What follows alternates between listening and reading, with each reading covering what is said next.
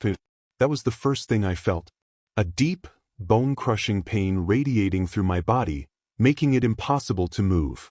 My head throbbed, my mouth was dry, and every breath felt like I was inhaling fire.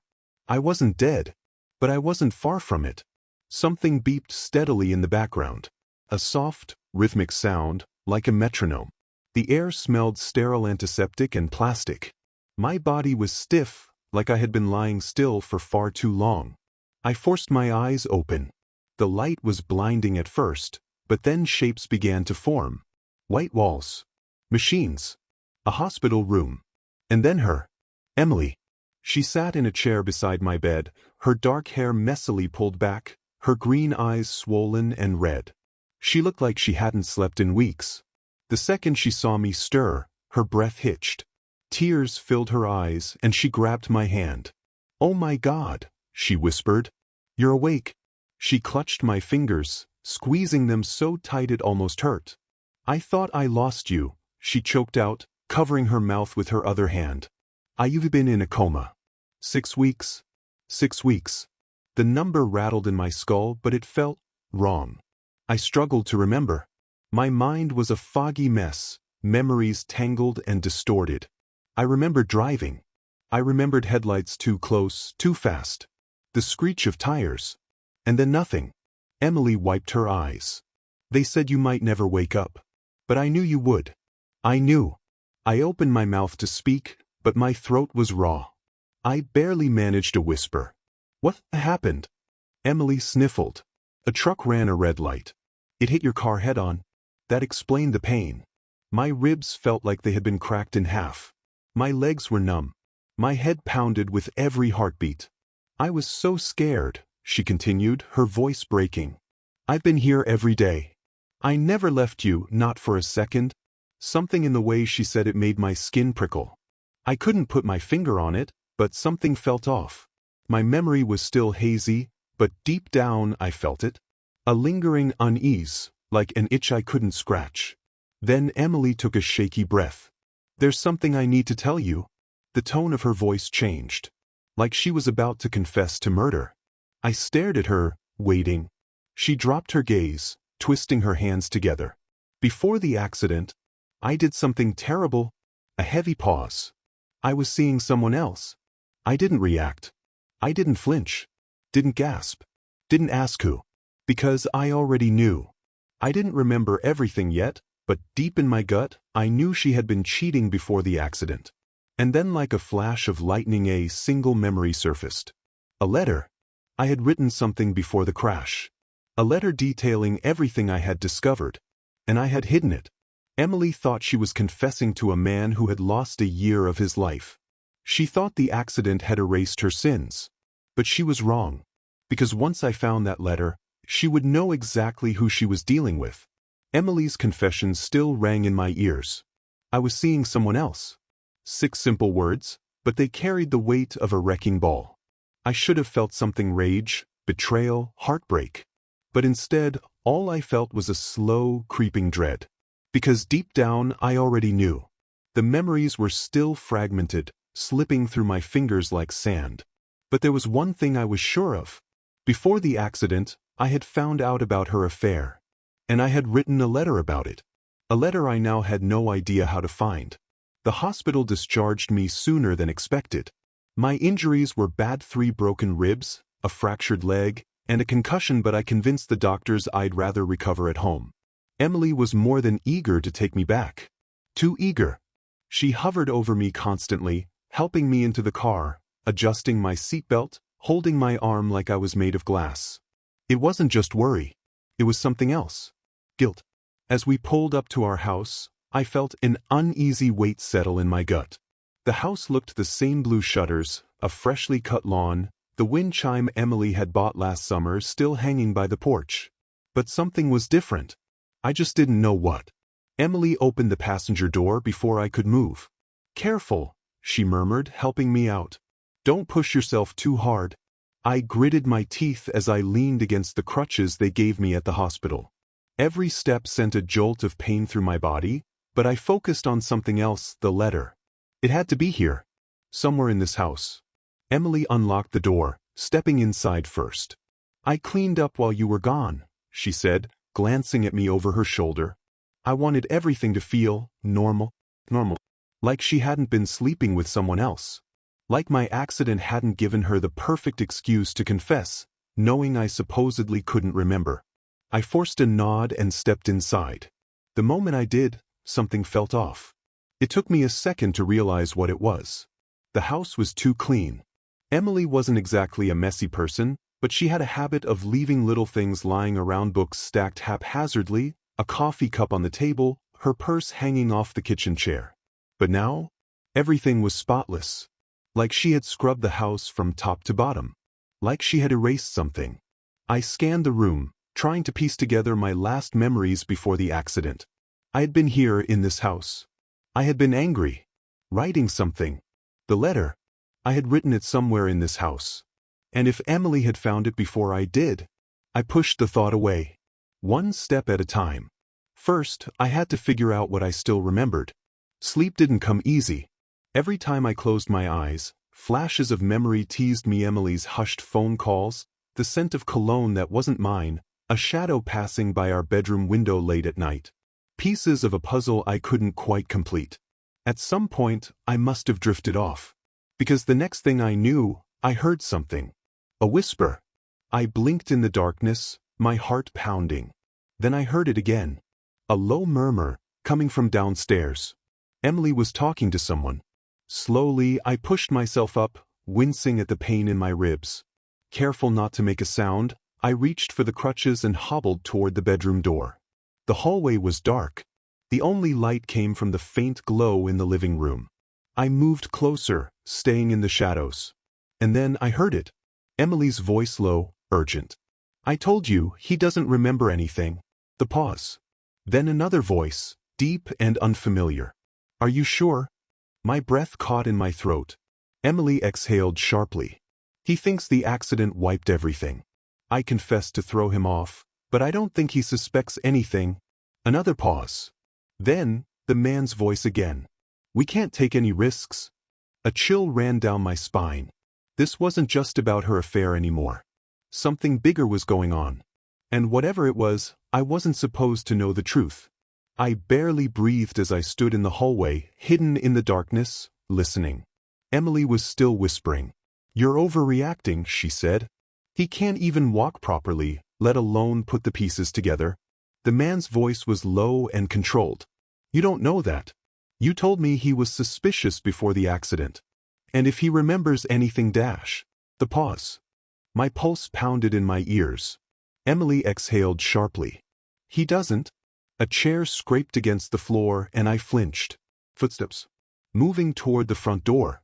"Just keep an eye on him," the man muttered. "I'll take care of the rest." The door opened, then clicked shut. Silence. I gripped the doorframe, my knuckles turning white. Who the hell was that? I could hear Emily moving around the living room, muttering under her breath. Then her footsteps started toward the hallway.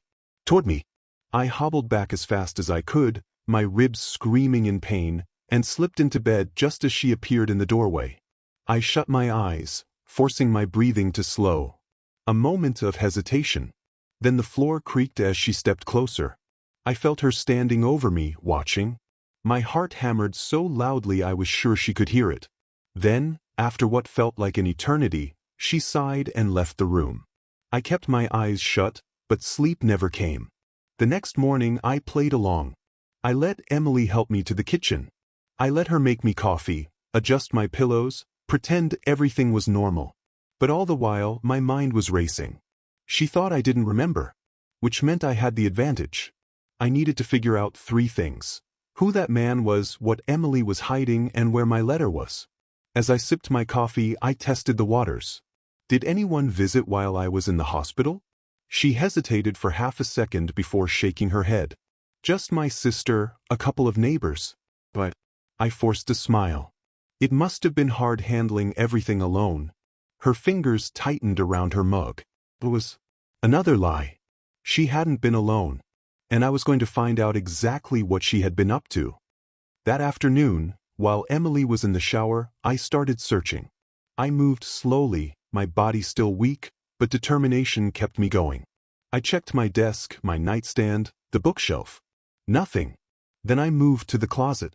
My heart pounded as I pulled down a stack of old shoeboxes. If I had written a letter, it had to be somewhere hidden, somewhere Emily wouldn't casually look. One by one, I opened the boxes. Old receipts. Birthday cards. And then, at the bottom of the last box, something caught my eye. A folded piece of paper. My fingers trembled as I picked it up and slowly unfolded it. The moment I saw my own handwriting, my breath caught in my throat. Emily is lying. I know everything. The words sent a jolt through me. My past self had left this for me. A warning. My eyes skimmed the page. There were names, dates, locations, details about phone calls, secret meetings. And at the very bottom, one final sentence that sent ice through my veins. If anything happens to me, it wasn't an accident. A chill ran down my spine. The accident. Had it really been a mistake? Or had someone tried to make sure I never woke up? The floor creaked behind me. I froze. Looking for something? Emily's voice was soft. Too soft. I turned slowly. She stood in the doorway, her arms crossed, her expression unreadable. For the first time since waking up, I realized something terrifying. I wasn't safe in my own home. And Emily knew I was onto her. I gripped the letter tight enough to crumple the edges. Emily stood in the doorway, her eyes locked onto mine, her expression carefully neutral. But I saw the flicker of something behind her gaze. Panic. She knew. Or at least, she suspected I had found something I wasn't supposed to. I forced myself to stay calm. My heart was hammering, but I couldn't let her see that. Just looking for some old paperwork. I made a weak gesture toward the shoeboxes. Hospital bills, insurance, stuff like that. She didn't blink. For a second, neither of us moved. The air between us was thick, heavy with tension. Then, just like that, her face softened. She smiled. "You should be resting," she said, stepping forward and plucking the letter from my hands before I could react. My stomach twisted. She unfolded it slowly, her eyes scanning the words. My pulse pounded in my ears, waiting. Then she laughed. A soft, relieved chuckle. "Oh my God," she breathed, shaking her head. "I remember this." I didn't move. She glanced up at me, still smiling, holding up the letter like it was an old grocery list. "You wrote this after that stupid fight we had. Don't you remember?" I stared at her. "Months ago," she continued. "You were convinced I was cheating, but I wasn't. You just got paranoid because I was working late so much. You even wrote this dramatic letter about how I was lying to you." She chuckled again, shaking her head. "You must have forgotten that part, huh?" I didn't blink. She was lying. I didn't just write this letter because I was paranoid. I had known something, real proof. I just couldn't remember it yet. I forced a dry chuckle. "Yeah, must have." Emily sighed, folding the letter and slipping it into her pocket. "Come on, you should sit down. You look exhausted." She was watching me carefully now, studying my reaction. She knew I didn't buy her story. But I played along, letting her help me back to the couch. Letting her place a blanket over my legs like I was some fragile thing she still cared about. Letting her believe she was still in control. That night I barely slept. I replayed every moment since I had woken up, every conversation, every look Emily had given me. She wasn't just hiding an affair anymore. She was hiding something bigger. And the more I thought about it, the more one terrifying thought crept into my head. Maybe the accident wasn't an accident at all. Someone had wanted me gone. And if Emily had found my letter before I did, if she had read everything I had written, had she known the accident was coming? Or worse, had she played a part in it? I lay there in the dark, staring at the ceiling, my ribs aching with every slow breath. I needed help. I needed someone I could trust. My brother, maybe. Or my best friend, Ryan. Someone outside this house. Someone who could help me figure out what I had known before the crash. Tomorrow I would call for help. But tomorrow never came. At exactly 3:17 a.m., I woke up to the feeling of something cold and sharp pressing against my throat. My eyes snapped open. Emily was leaning over me, her face expressionless. In her hand, she held a kitchen knife. "Go back to sleep," she whispered. I didn't move. Didn't even breathe. Then, after a long, tense moment, she pulled the knife away, straightened up, and walked out of the room like nothing had happened. My hands were shaking. This wasn't just about the affair anymore. Emily didn't want me to remember.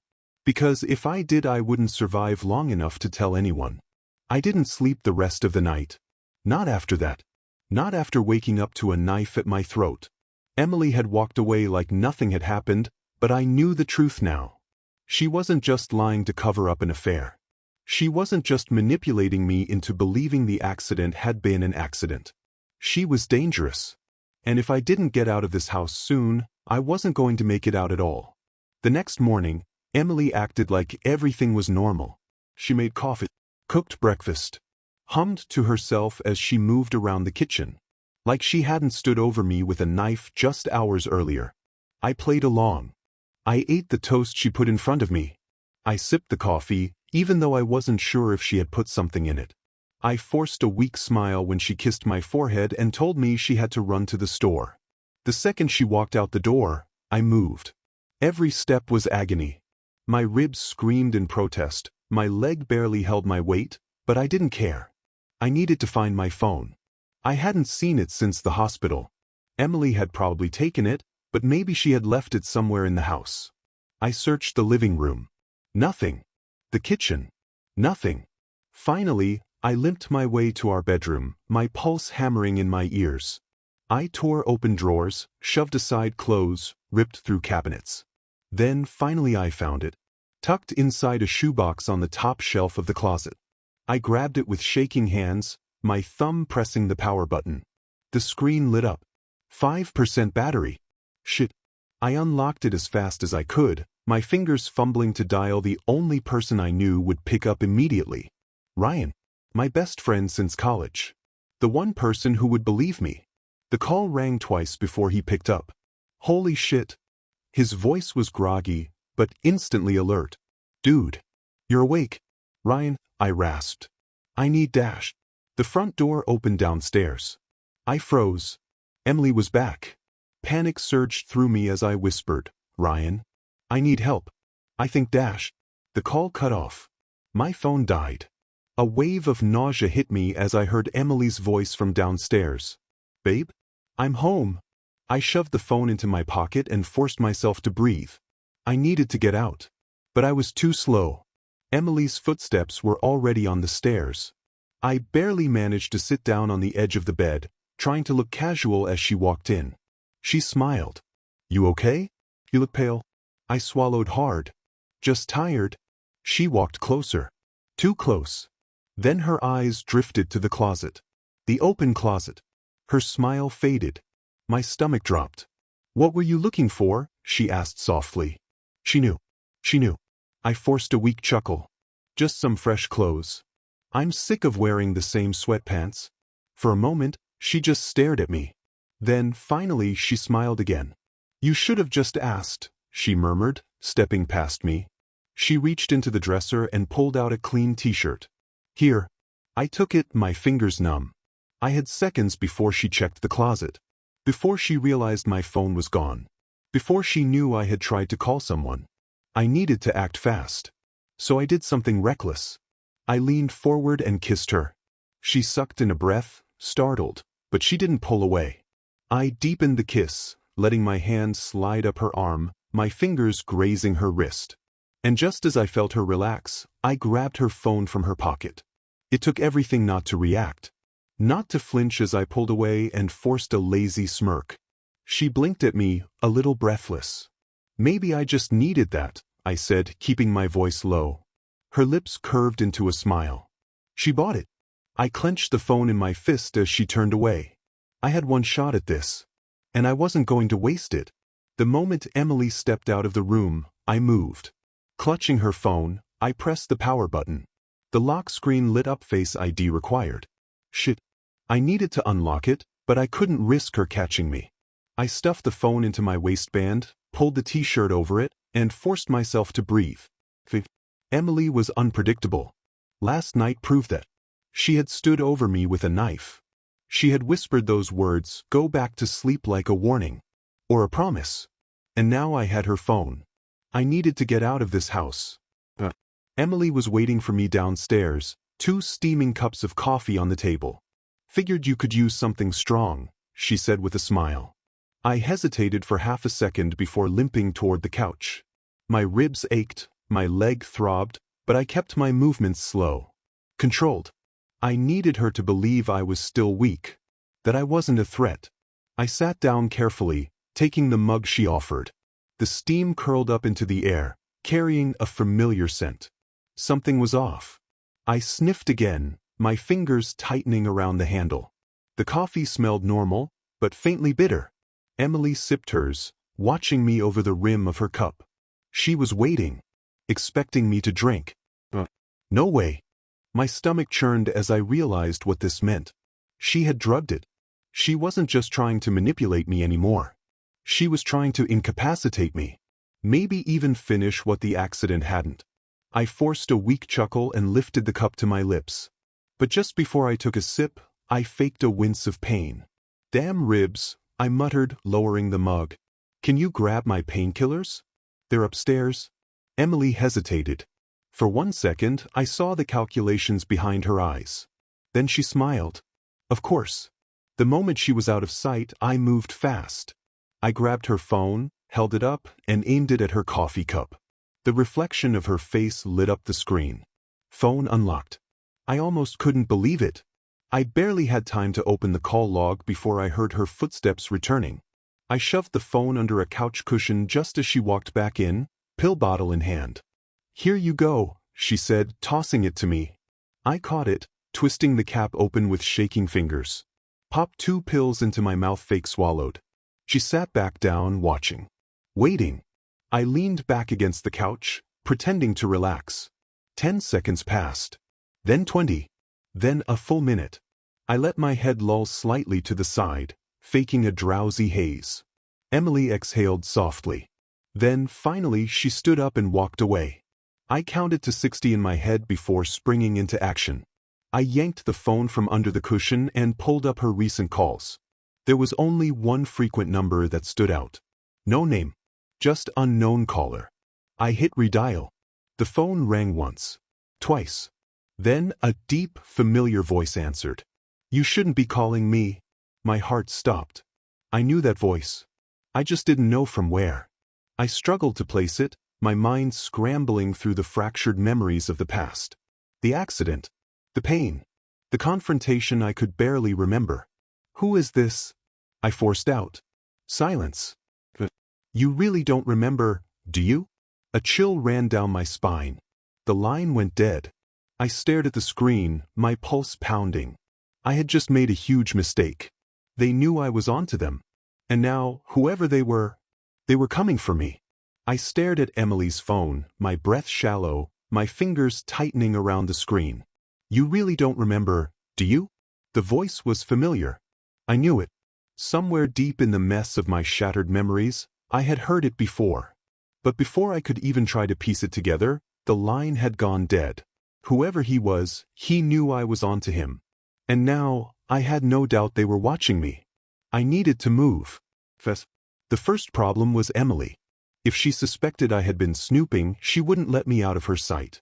And after my little coffee stunt, I had no doubt she would try something else soon. I needed an excuse. A reason to leave the house. I took a slow, deliberate breath, forcing my body to shake as I shoved Emily's phone back under the couch cushion. Then I slumped forward and groaned loudly. Emily rushed in from the kitchen. "What's wrong?" I gritted my teeth, clutching my ribs. "I don't feel so good," I murmured, my voice weak. "The pain is worse today." Her eyes flickered with something hesitation? Uncertainty? She was trying to decide if I was lying. I forced a grimace, gripping my side like I could barely breathe. Maybe I should see a doctor? That did it. Her face shifted immediately, not with worry, but with something else. Something darker. I had backed her into a corner. If she refused to take me to the hospital, it would look suspicious. And if she agreed, I would finally have a chance to get away. After a long pause, she nodded. "Okay," she said softly. I'll grab my keys. The second problem was that I had no real plan. Even if I got out of the house, I didn't know who to trust. I had tried calling Ryan, but my phone had died. I didn't even know where he lived now. He had moved last year. I was running on pure instinct. And instinct was screaming at me to get as far away from Emily as possible. 15 minutes later, we were in the car. Emily drove in silence, her fingers tight on the wheel, her eyes flicking toward me every few seconds. I slumped against the window, pretending to be weak, but I was fully alert. I needed to get to a public place. Somewhere with security cameras. Somewhere she couldn't try anything. We should stop for gas, I murmured. I think I'm gonna be sick. She hesitated. Then, finally, she nodded. There's a station up ahead. That would be my chance. The gas station was quiet, barely a few people around.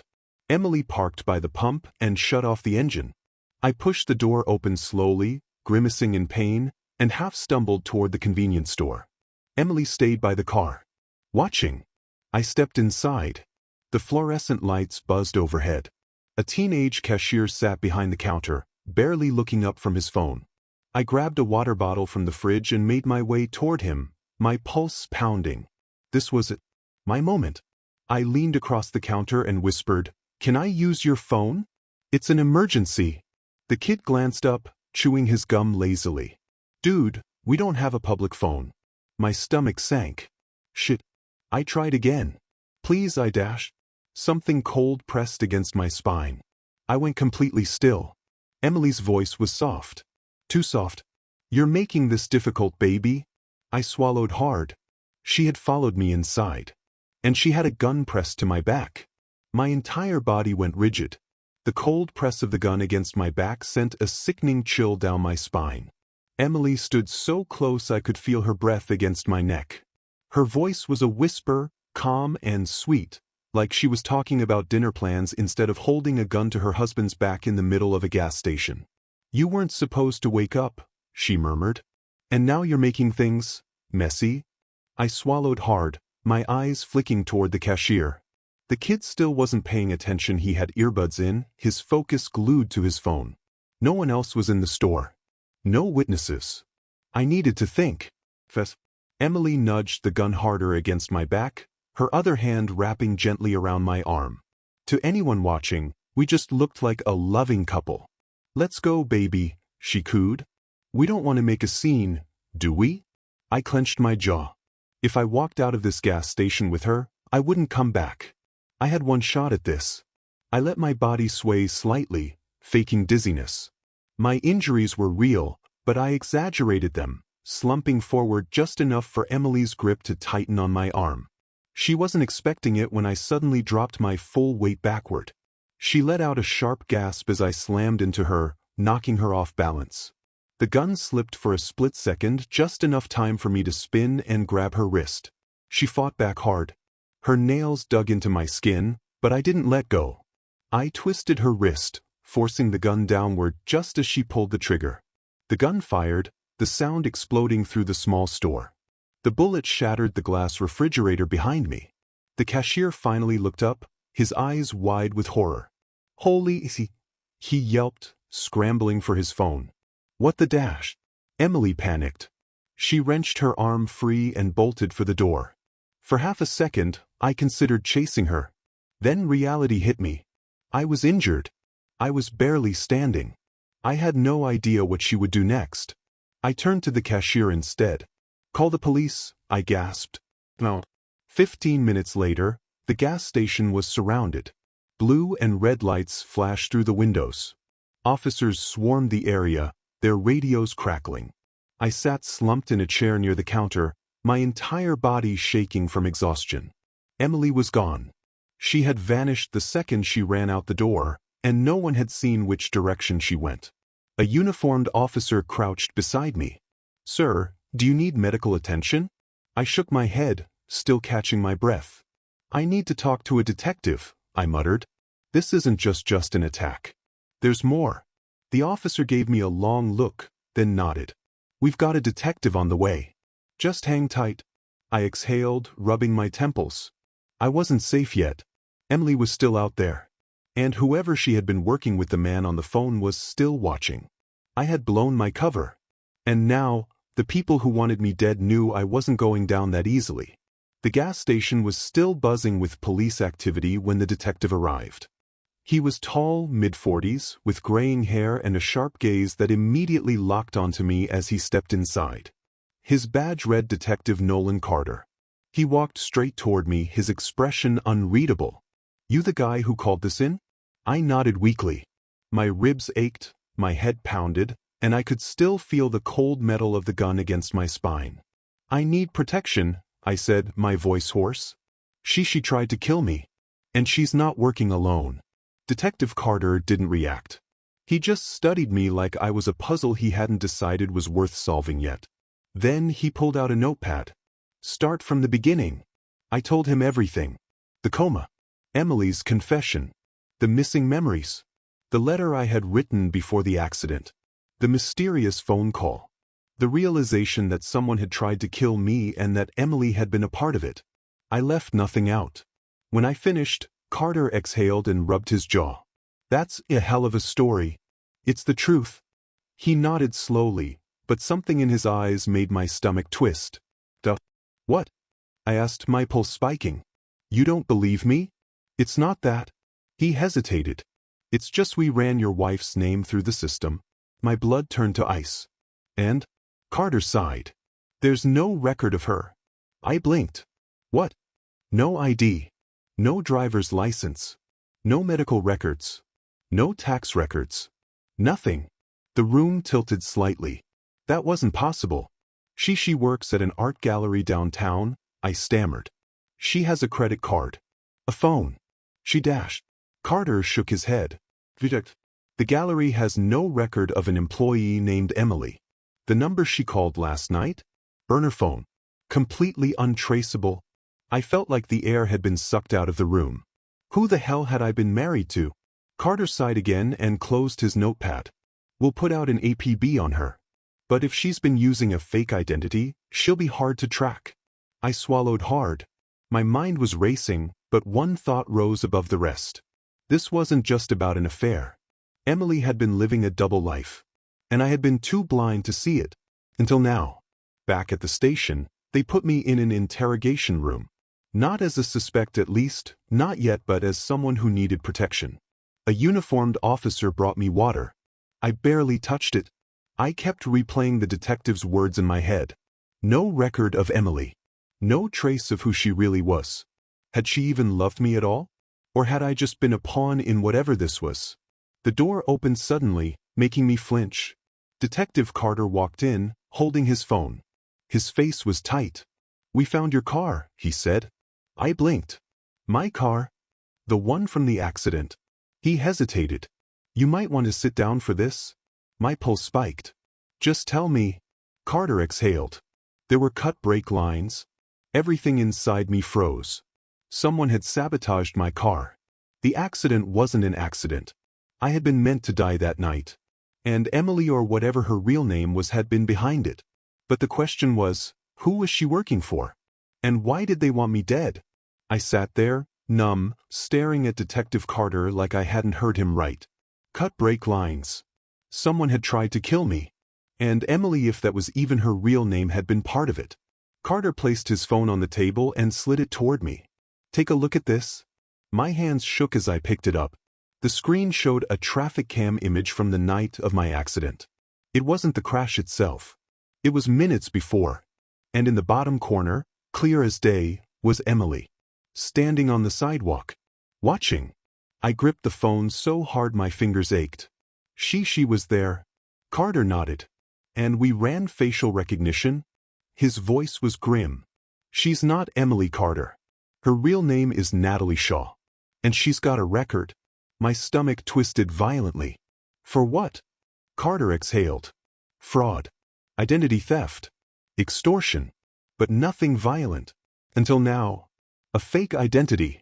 A criminal past. A sabotaged car. I had married a woman who didn't even exist. And she had tried to erase me." I gritted my teeth. "You said she has no records. Then how did she get so deep into my life?" Carter's jaw tightened. "We think she had help. My mind raced back to the phone call at the gas station. You really don't remember, do you? Emily or Natalie wasn't working alone. And whoever was pulling the strings was still out there. Watching. An hour later, Carter dropped another bombshell.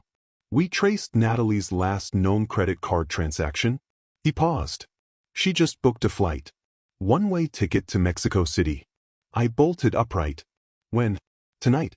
In 3 hours. I clenched my fists. This was my chance. The police could arrest her. End this nightmare. Get answers. But something in Carter's face made my stomach sink. We can't stop her, he said. I froze. What do you mean, you can't stop her? He exhaled. We have no hard evidence. She never pulled the trigger, never directly harmed you. At best, we have fraud charges. And unless she confesses, she walks? That wasn't happening. I didn't survive a murder attempt just to let her disappear. I looked Carter dead in the eye. Then I'll stop her myself. The airport was chaos. People rushed past me, luggage in tow, announcements blaring over the intercom. My ribs ached, my leg throbbed, but I didn't stop moving. Natalie was here. I scanned the crowd, my pulse hammering. Then she was near security, her long brown hair pulled into a low ponytail, wearing sunglasses and a dark coat. She was minutes away from disappearing forever. Not today. I pushed through the crowd, my heart pounding. Natalie! She froze. Slowly she turned, her lips parting in shock. For a second, we just stared at each other. Then she bolted. I chased her. My body screamed in protest, but I pushed forward. She weaved through travelers, her bag swinging at her side, her breath coming in short bursts. I was losing her. Then a stroke of luck. A security officer stepped into her path. She stumbled just for a second. And that was all I needed. I lunged, grabbed her wrist, yanked her hard. We crashed to the floor, bags flying. People gasped. Security rushed in. Natalie thrashed in my grip, her sunglasses falling off. Her eyes, those same green eyes that had once looked at me with love burned with rage. You don't understand, she hissed, struggling. I had to do it. I clenched my jaw. You tried to kill me. She stopped fighting. Just for a second. Then she smiled. You still don't get it, do you? She whispered. A chill ran down my spine. Who do you think gave the order? She said softly. My breath caught. Her smile widened. It wasn't me. Before I could respond, security tackled her. I stumbled back, gasping for air as they pinned her down, cuffing her hands behind her back. She didn't resist. She just laughed. And then she said something that made my blood run cold. They won't stop until you're dead. It took 2 hours to process Natalie's arrest. 2 hours of questions, paperwork, and exhaustion so heavy I could barely stand. Detective Carter met me outside the station, his face unreadable. She's not talking, he said. Not about the car, not about the accident. Nothing. I nodded slowly. I wasn't surprised. She did say one thing, though, Carter continued, his voice low. I looked up. What? He sighed. Before they put her in the holding cell, she turned to the camera and said, Tell him to check his father's company records. My stomach dropped. Carter studied me. What does that mean? I swallowed hard. My father had owned a huge financial firm before he died. I had inherited part of it, but I had never dug into the details. But now I had to. Because whatever this was, it wasn't over. Natalie was just a pawn. And I had just stepped into a game that was much, much bigger than I ever realized. And that's the end of today's story. If you enjoyed this journey, please give this video a thumbs up and don't forget to subscribe to the channel for more incredible stories like this one. Got thoughts or experiences you'd like to share? Drop them in the comments. I'd love to hear from you. Thanks for watching, and I'll see you in the next one. Take care.